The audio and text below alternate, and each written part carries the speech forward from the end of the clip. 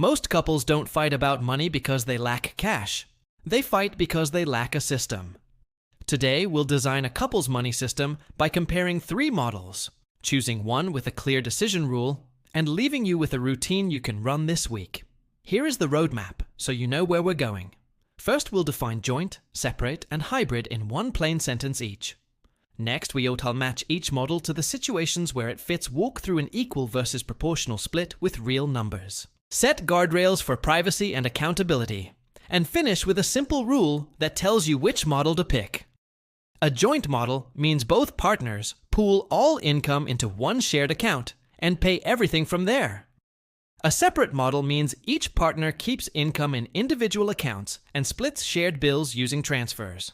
A hybrid model means you keep individual accounts for personal spending, fund a shared account for joint bills and goals, and agree on rules that connect the two. The joint model fits when your timelines are long, your goals are already aligned, and your incomes are reasonably similar. It works best for people who want maximum simplicity and minimum bookkeeping, because one account shows the whole picture in one place. The trade-off is that you must agree on spending norms ahead of time, or little frictions can snowball. The separate model fits when you're early in a relationship, navigating legal or family complexities, or you strongly want financial independence. It preserves autonomy and can protect against entangling debts or obligations you didn't sign up for. The trade-off is higher coordination cost and a risk that shared goals become nobody's account. The hybrid model fits most couples because it blends clarity for shared life with autonomy for personal choices. You and your partner contribute to a shared account for rent, groceries, utilities, insurance, shared travel, and joint goals like an emergency fund. You each also keep individual accounts for personal categories, so small purchases don't require negotiation or secrecy. Because definitions alone don't help you decide, here's the decision rule you can apply today. Start hybrid for 90 days as your default. After 90 days, go joint if incomes are within 15%, and both of you rate trust and spending alignment at 8 out of 10 or higher. Otherwise, stay hybrid and choose fully separate only when legal risk or trust-building needs make it clearly better. Why this rule works comes down to behavior, not math. Behavioral finance calls this mental accounting, the habit of labeling money into buckets, which can reduce friction when buckets match real life. A shared bucket for shared life and personal buckets for personal choices keeps the most common disagreements out of daily traffic. Let's make the math concrete with an equal split versus a proportional split.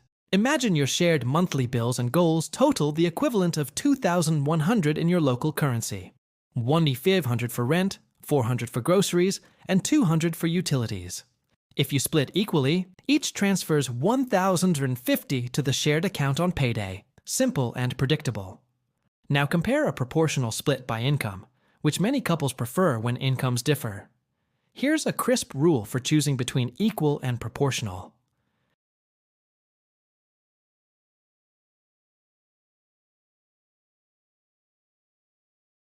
Revisit whenever someone's income changes by more than 10% or every 6 months, whichever comes first. Now the if-then nuance that often decides the model in practice. If one partner earns much more but the other brings pre-relationship debt, use the hybrid model with proportional contributions to shared bills and a separate debt-first payment from the indebted partner's personal account. If the higher earner wants to support faster debt payoff, do it as a voluntary transfer to the other person's personal account, so support doesn't blur into control. Clarity beats assumptions, so write a one-page money charter to keep resentment out.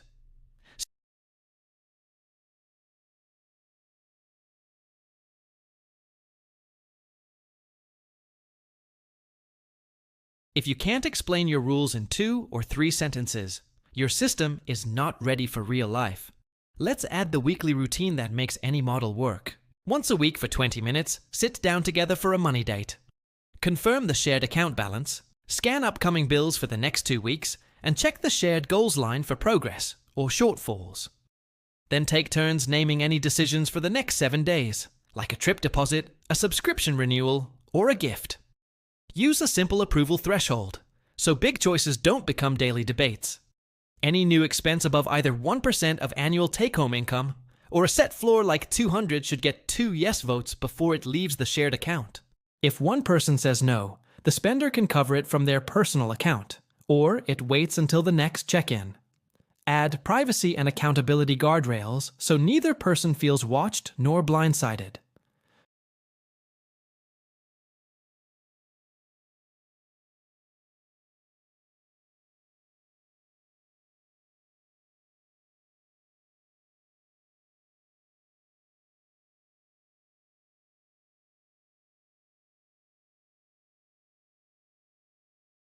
Your 3-account architecture makes this run on autopilot. Each payday, set automatic transfers that happen the same day, to the shared account for bills and goals, and to your personal accounts for everything else.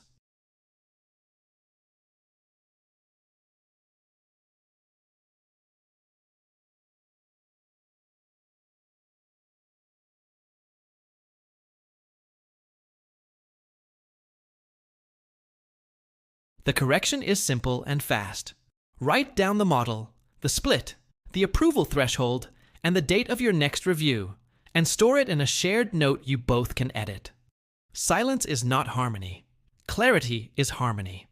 If you choose the joint model, add 2 protections to keep it light and fair.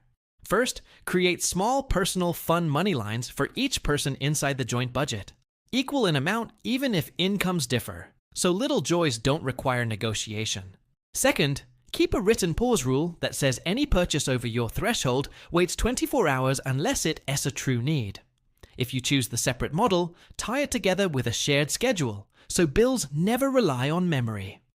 Set 2 automatic transfers per month from each partner to a designated bills account, held by either partner or a shared wallet, and pay every shared bill from that one place. You'll gain the clarity of joint spending without giving up account independence. If you choose the hybrid model, anchor it with a shared essentials list.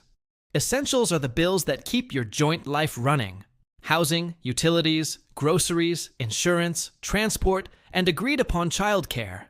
And goals you both name, like an emergency fund, equal to 3 months of shared expenses.